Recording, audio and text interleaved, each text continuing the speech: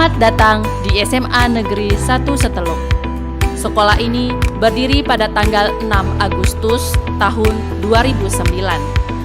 SMA Negeri 1 Seteluk merupakan salah satu sekolah menengah atas di Kabupaten Sumbawa Barat.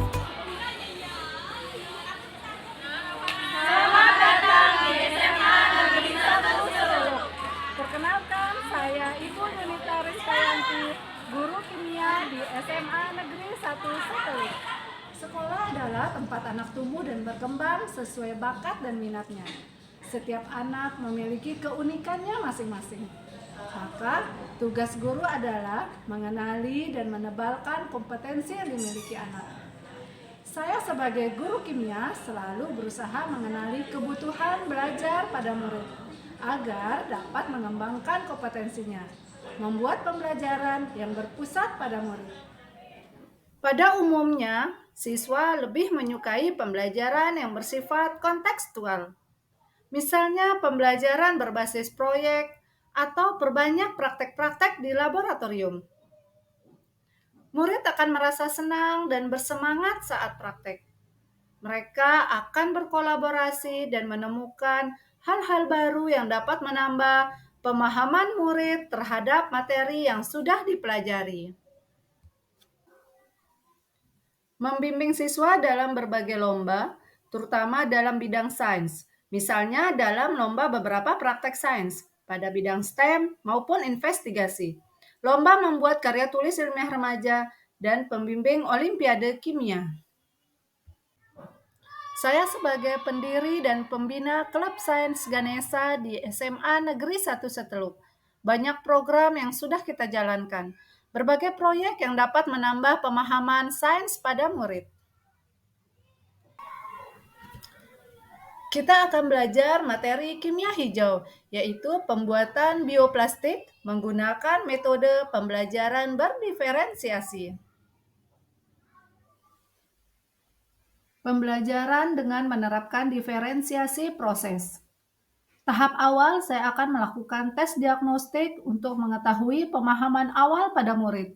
Kemudian murid akan saya petakan berdasarkan hasil tes diagnostik agar mempermudah guru untuk memenuhi kebutuhan belajar murid. Assalamualaikum warahmatullahi wabarakatuh.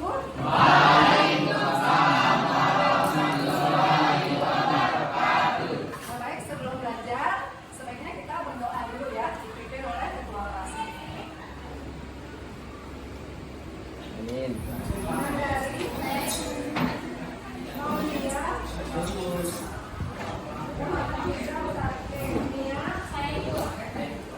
Kepingin kalian memilih, ini kan satu deret ini kan ada berbagai macam emoji ya, dalam satu deret satu orang. Silakan kalian centang emoji kalian untuk saat ini. Untuk saat ini.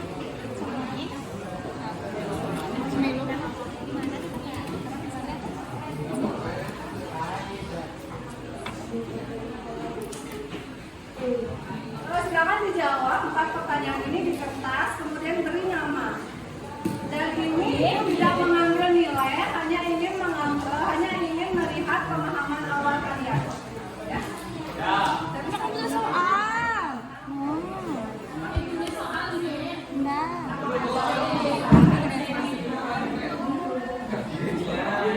Enam kelompok. Yang kelompok A, tolong diingat ya namanya. Kemudian data. Yang kelompok A, Maulia Sofiana. Ya. Setelah melakukan tes diagnostik, dari 33 orang murid dikelompokkan ke dalam 3 kategori, yaitu paham, sebagian paham, dan belum paham. Ada 16 murid yang belum paham, 11 murid sebagian paham, dan 6 murid yang sudah paham. Setelah melakukan pemetaan pada murid, maka guru akan memberikan bantuan lebih banyak untuk murid-murid yang belum memiliki pemahaman tentang bioplastik dan memberikan lebih sedikit bantuan untuk murid-murid yang telah memiliki pemahaman yang baik tentang bioplastik.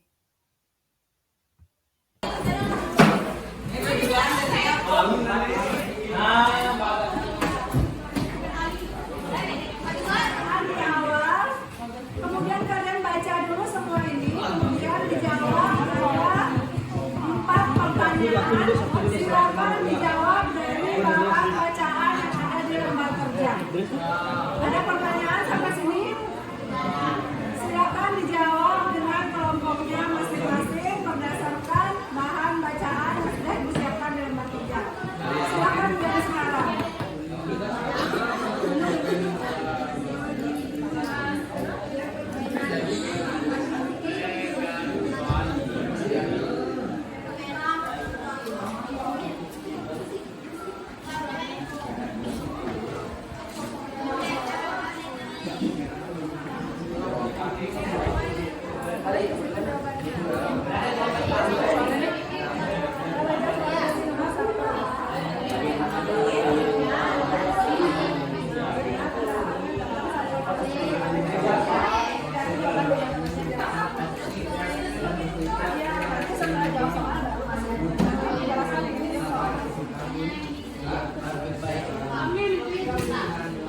Pertemuan kedua ini kita akan mendesain perencanaan proyek. Silakan dicari informasi cara pembuatan bioplastik ya. Nah, apa sih bioplastik? Silakan cari informasinya dulu sampai Ibu nanti dekati masing-masing kelompok.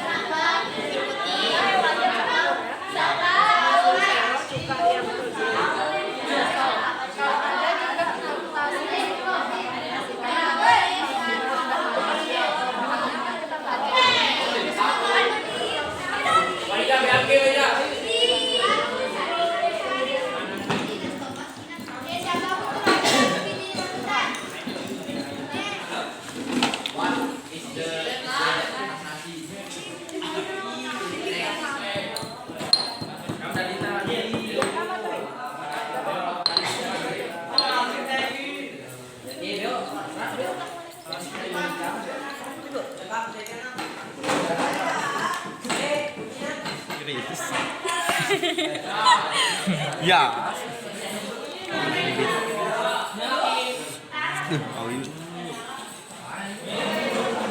Sampai setipis. Menggunakan kaki singkong, menggunakan gliserol sebanyak setengah sendok makan, menggunakan juga setengah sendok makan, dan volume air dengan 3 perbandingan. Di sini kami mendapatkan hasil bioplastik dari pati singkong ya. Teman-teman bisa lihat bahwa ini belum terlalu kering, mungkin karena musim hujan dan menggunakan gelang celana cycle itu mendalamkan. Oke, bagus sekali. Ada yang lain? Ada cara lain? Apa dari bahan bacaan tadi ya? Jadi sampah plastik itu menjadi masalah utama di Indonesia. Nah, kenapa sih sampah plastik itu menjadi masalah utama? Penyebabnya apa? Karena sifatnya yang tidak mudah terurai. Oke, bagus. Sifatnya tidak mudah terurai. Nah, menurut kalian anak-anak mahasiswa ya, masih pelajar, apa yang bisa kalian lakukan untuk menghindari terjadinya penumpukan sampah plastik? Penilaian sikap mencapai kategori sangat baik. Hanya ada 1 murid yang memiliki sikap cukup baik. Hasil penilaian kinerja mencapai kategori sangat baik.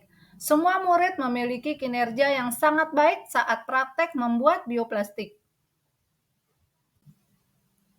Penilaian produk mencapai kategori baik. Ada 6 murid yang masuk kategori cukup baik. Mayoritas memiliki produk yang baik.